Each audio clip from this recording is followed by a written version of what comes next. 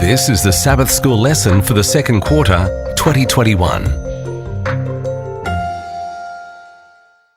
Lesson 4 for April 17 to 23, An Everlasting Covenant, read by Dr. Percy Harrold.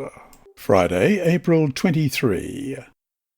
The rainbow is a sign of God's covenant with Noah.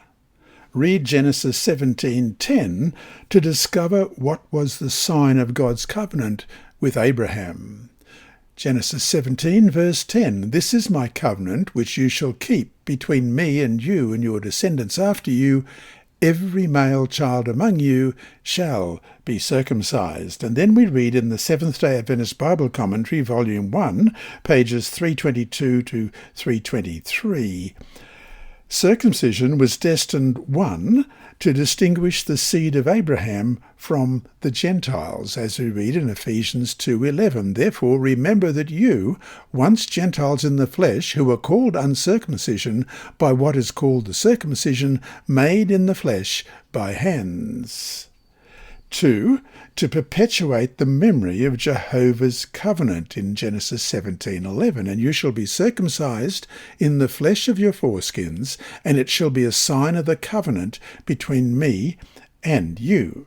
3, to foster the cultivation of moral purity, as you read in Deuteronomy 10:16. Therefore circumcise the foreskin of your heart, and be stiff-necked no longer.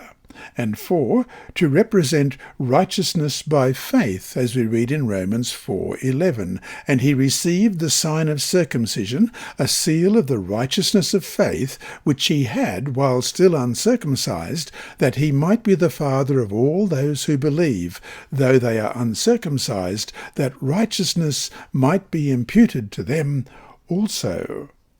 And 5, to symbolize circumcision of the heart. Romans 2:29. But he is a Jew who is one inwardly, and circumcision is that of the heart, in the spirit, not in the letter, whose praise is not from men, but from God. And 6, to foreshadow the Christian rite of baptism, as you read in Colossians 2:11 and 12.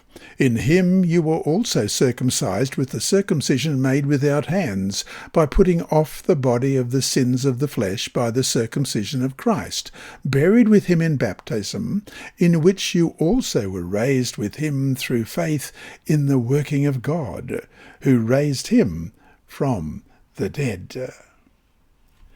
End of quote. The rainbow will remain as a sign of God's promise until the end of the world, but the sign of circumcision will not. According to the Apostle Paul, circumcision was received by Abraham as a token of the righteousness he had received by faith in God, as we've already read in Romans 4 verse 11. However, through the centuries, circumcision came to signify salvation by obedience to the law. By New Testament times, circumcision had lost its biblical significance. Instead, the essential element is faith in Jesus Christ, which leads to an obedient, transformed life, as we read in Galatians 5 and verse 6. For in Christ Jesus neither circumcision nor uncircumcision avails anything, but faith working through love. And Galatians 6:15, For in Christ Jesus neither circumcision nor uncircumcision avails anything, but a new creation. And 1 Corinthians 7:18 and 19. Was anyone called while circumcised? Let him not become uncircumcised. Was anyone called while uncircumcised? Let him not be circumcised.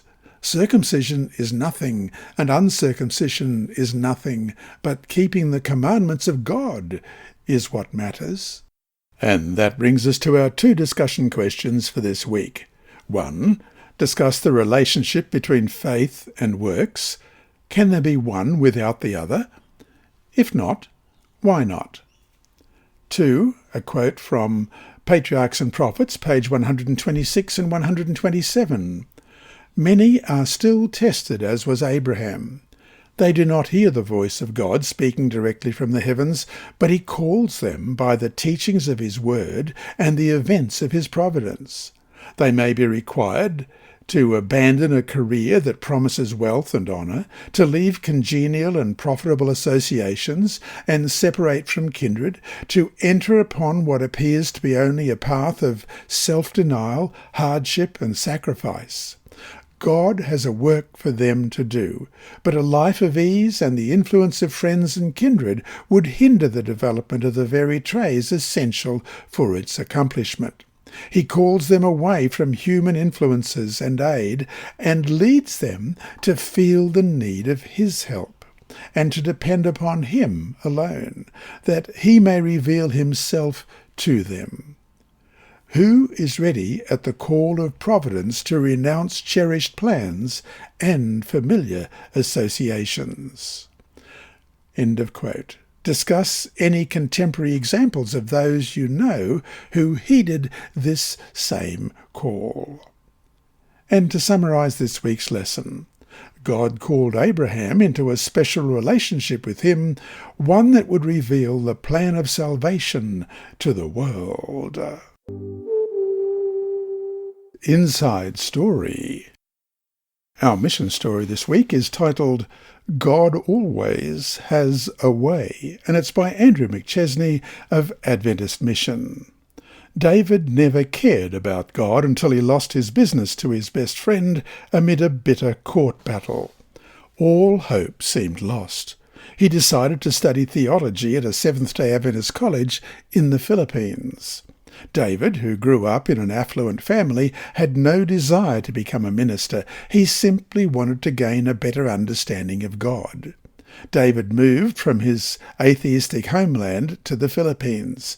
For his personal safety, Adventist Mission is not identifying David by his full name or providing some other details.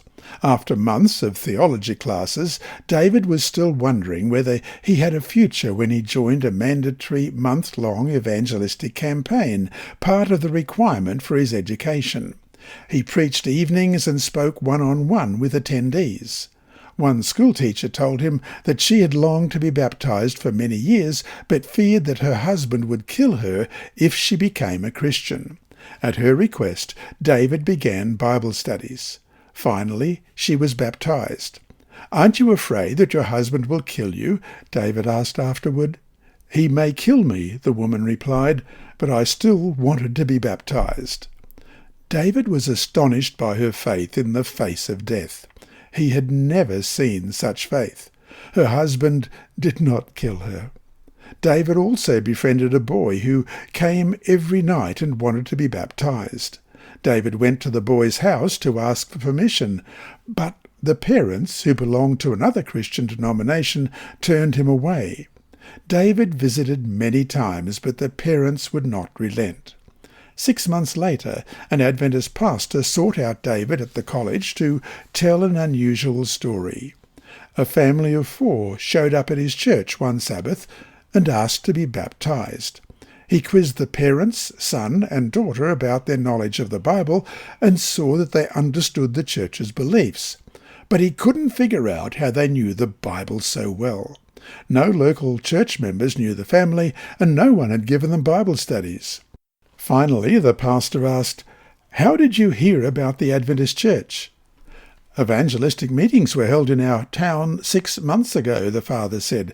"A foreigner came to our house many times to talk about our son, who wanted to be baptized. We strongly opposed his baptism. But after 6 months of consideration, our whole family has decided to join the church."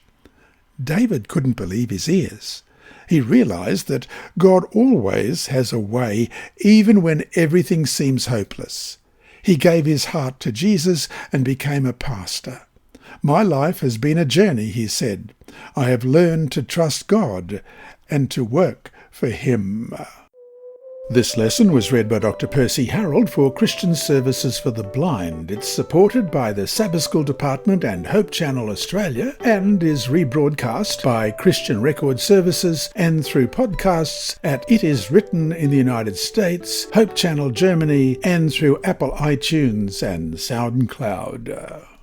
Remember, God is always faithful.